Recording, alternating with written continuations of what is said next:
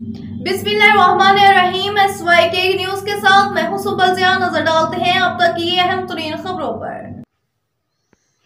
PTI रहनुमा जरताज गुल वजीर इस्लामाबाद से मुज़ाकरात का कल पहला दिन था। बानी PTI ने सियासी कमेटी बनाई है जिसके मुज़ाकरात का मुकम्मल इख्तियार है।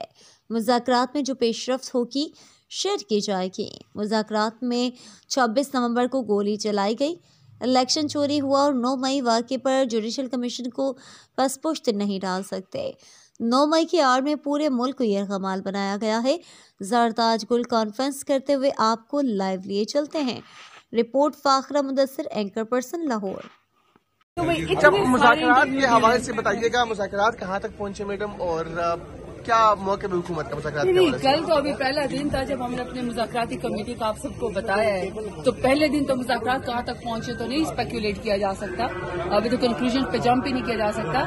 लेकिन ये कि मेरे लीडर इमरान खान ने अपने ज़ाती जितनी भी तकलीफ आजमाइश में उनको डाला गया, बेगुनाह इस वक्त जेल के अंदर है, सॉलिटरी कन्फाइनमेंट में, वहाँ पे खान साहब ने एक पॉलिटिकल कमेटी बनाई है जिनको मुज़ाकरात का फुल मैंडेट हासिल है।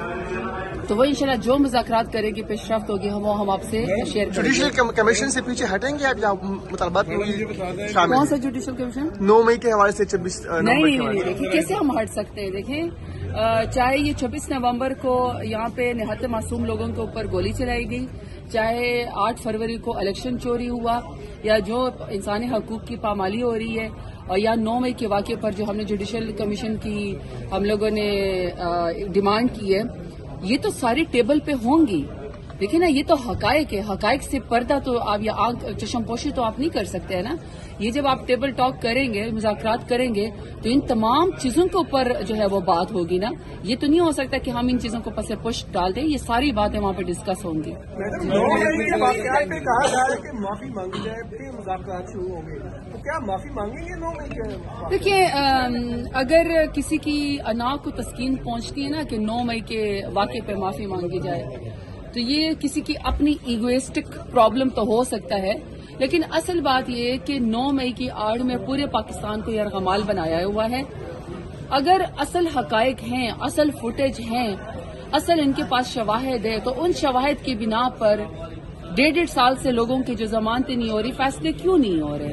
फिर सबसे बड़ी बात यह है कि जिन लोगों ने 9 मई के वाक़े के बाद प्रेस कॉन्फ्रेंस कर ली, जिनकी वहां पे फुटेज 9 मई के वाक़े के दिन थी, जब उन्होंने प्रेस कॉन्फ्रेंस कर ली, खान साहब का साथ उन्होंने छोड़ दिया और वो किसी और पॉलिटिकल पार्टी में चले गए, तो वो वजीर भी बन गए, मशीर भी बन गए, अहदेदार भी बन गए, रिजर्व सीट पे भी वो खवातीन आ गई। तो इसलिए देखिए, इसका मतलब है कि कोई और मामला है, इसलिए तो हमने जुडिशल कमीशन का कहा है। जी मैडम, आपने 4-6 सवाल मांगे थे, वज़ारत दाखिला की कमेटी से सवाल किए थे, उनका कोई जवाब आया है? कोई पेश? नेक्स्ट मीटिंग तक उन्होंने कहा है कि हम इसका आपको आंसर करेंगे, क्योंकि जारी बात है मैंने बिल्कुल हकायक के ऊपर मबनी, और ये पहला एक ऑफिशियल फोरम था जो मैंने पाकिस्तान तहरीक इंसाफ की तरफ से शामिल किया। हम सब से आप लोग बार बार सवाल करते हैं कि आप लोग अभी तक कोर्ट में जो एज पॉलिटिकल पार्टी PTI आप लोग क्यों जो 26 नवंबर का वाक़या और शहदा के लिए या मिसिंग पर्सन के लिए आप लोग बात करने क्यों नहीं गए? वो हमारी पिटीशन तैयार है, लेकिन जारी बात है कि जो लोग शहीद हुए उनकी फैमिली अभी तक टॉर्चर के अंदर है, और उनको अभी तक जो है जारी बात है वो खौफ में से नहीं निकले।